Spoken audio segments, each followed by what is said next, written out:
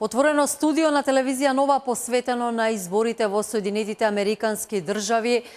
Ви нудиме информации, правиме краток времеплов низ последните неколку изборни циклуси во Соединетите Американски држави. Во 1988 година изборната трка се водеше меѓу кандидатот на демократите Мајкл Дукакис и Џорџ Буш постариот, како наследник на популарниот Реган и во голема мера благодарение на неговата популарност.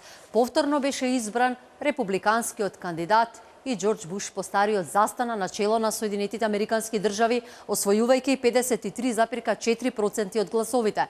Во неговиот мандат се случуваат драматични промени во светот. Распадот на СССР и Заливската војна, со што САД значително засврсти својата меѓународна позиција, но успесите во надворешната политика на Америка не беа пресудни при изборот на граѓаните на наредните избори, кои се одржаа во 1992 година. И по пети пат во историјата на Соединетите Американски држави се случи актуелниот претседател да не биде реизбран за втор мандат.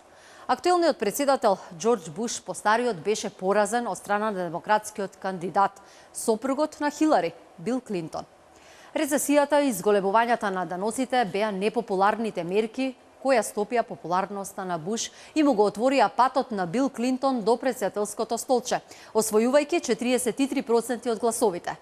Во трката за претседател на овие избори, покрај демократскиот и републиканскиот кандидат, настапи независниот кандидат од Тексас, Рос Перот. На изборите во 1996 година со 49,2% од гласовите, Бил Клинтон беше реизбран за претседател на Америка. Се надпреваруваше со републиканскиот кандидат Боб Дуол и независниот кандидат од Тексас Рос Перот, кој по втор пат успеа да влезе во најтесниот круг од трката за претседател. Вториот мандат на Бил Клинтон го одбележа вмешувањето на Соединетите Американски држави во разрешувањето на косовската криза и иницирањето на НАТО операцијата за бомбардирање на тогашна Југославија. Изборите во 2000 година ќе бидат запаметени како едни од поскандалозните избори во однос на пребројувањето на гласовите на клучната Флорида. На истите, иако со помал број на вкупни гласови, сепак со поголем број на освоени електори, триумфираше републиканскиот кандидат Џорџ Буш Јуниор.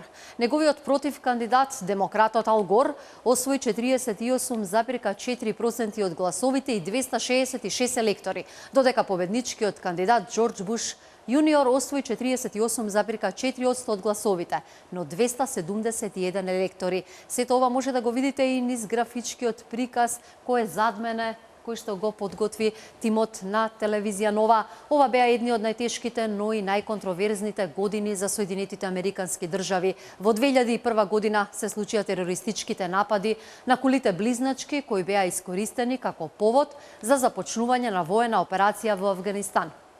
И покрај негодувањето од страна на јавноста, подоцна беше започната и војна интервенција врз Ирак под изговор дека во таа земја се произведува оружје за масовно уништување, што после падот на Садам Хусеин се покажа како неточно. Една од клучните фигури во овие операции беше тогашниот подпредседател Дик Чејни. Џорџ Буш Јуниор беше реизбран на изборите во 2004 година, кога го победи против кандидатот од редот на демократите Џон Кери. На изборите во 2008 година во Соединетите Американски држави се одржаа уштедни историски избори. За прв пат во историјата на земјата беше избран претседател со афроамериканско потекло. Со 53,9% од гласовите, демократскиот кандидат Барак Обама триумфираше на изборите. Обама со 50,7% беше реизбран на изборите во 2012 година. 57-ми поред во САД. Ќе биде запаметен како потписник на договорот за обнова на американската економија, кој беше потпишан како решение за светската економска криза, која силно се одрази врз најголемата светска економија, како по и за многумина контроверзниот закон Обамакер, со кој обезбеди основен пакет на здравствена заштита на сите граѓани на Соединетите Американски држави. Во мај 2011 издаде наредба за реализирање на војната акција во Авганистан, во која беше убиен Осама Бин Ладен. Иако во своите предизборни ветувања вети целосно повлекување на американските трупи од Ирак и Авганистан, сепак тоа не се случи. Почитувани, ве вратив со еден времеплов токму за претходните председатели на Соединетите Американски држави, но и за изборните трки Во ова отворено студио ги анализиравме предизвиците на идниот американски председател, зборувавме и за економијата, затоа што сепак знаеме дека САД се една од најмоќните држави од светот. Кој ќе биде идниот председател, ќе се знае доцна вечерва или веќе утро по македонско време. Да споменам дека сепак Америка како една од најмоќните најмоќните земји, не само политички, туку и економски и воени сили, секако е и стратешки партнер на Македонија, а кога зборуваме за економијата и идните предизвици, кои го очекуваат идниот председател кој ќе седне во Белата куќа, да споменеме и за економските релации помеѓу Америка и Македонија. Делот компаниите со странски капитал во земјава се токму од Соединетите Американски држави. Телевизија Нова ви подготви графички приказ и ви ги презентираме дел од компаниите кои веќе изградија фабрики и работат во дел од слободните економски зони, а секако доаѓаат од најмоќната држава во светот. Инвестицијата на Johnson Controls во Македонија се проценува на околу 20 милиони евра, а во овој производствен капацитет се ангажирани околу 1500 луѓе.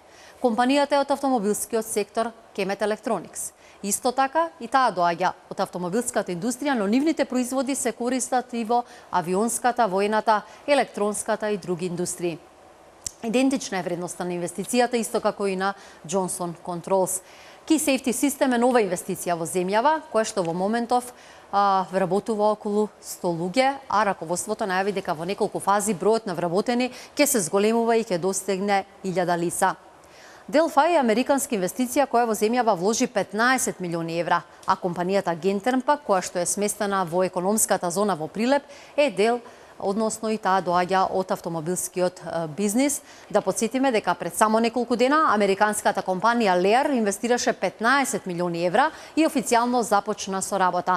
Менаџерите на оваа компанија најавија дека бројот на вработени ќе биде од 2500 до 3000 луѓе. Токму првиот човек на ВМРО ДПМН најави дополнителни 4 инвестиции од странство, од кои 2 се од Соединетите Американски држави. Не само инвестиции, зборуваме и за туристи од Америка кои што ја посетуваат Македонија. Од 8 до 10.000 луѓе се движи бројот на гости од Соединетите Американски држави во земјава во текот на една година. И тука направивме анализа колку туристи ја посетиле земјава од Америка од 2012 година до денеска. Податоците кои што ги лиферува државната статистика покажуваат дека ланската година од прекоокеанската земја пристигнале најмногу туристи. За првите 8 месеци од земјава од Америка допатувале нешто над 8000 луѓе. Податоците велат дека во последниве 4 години најмногу гости од САД доаѓаат токму во месец мај. Иако македонската економија е мала, секако не може да конкурира со капацитетот на економијата на Соединетите Американски држави, сепак двете земји имаат добра трговска размена.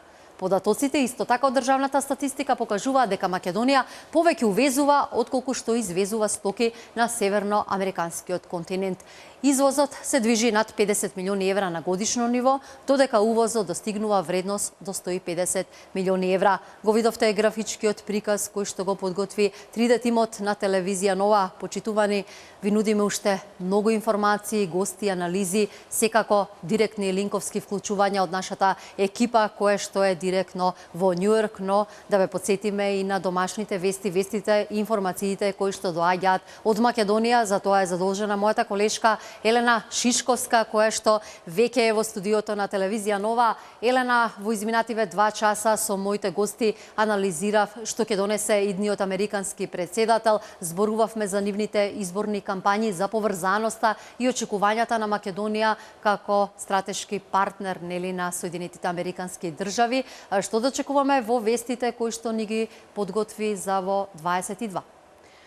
Така е, Билјана, одвоивме доволно време од 20 часот, нели и според најавите до раните утрински часови, кога ќе го дознаеме и председателот, новиот председател на Соединетите Американски држави. Овде ќе направиме еден кус пресек на ова отворено студио со домашните настани, со она што денеска го одбележа денешниот ден, избори во Америка, во очи на избори и кај нас, ке имаме изборни теми, неколку теми од економијата, нешто ќе опфатиме и од културата, а што точно ќе видиме во форшпанот во продолжение. Еве кои настани го одбележаа денешниот ден.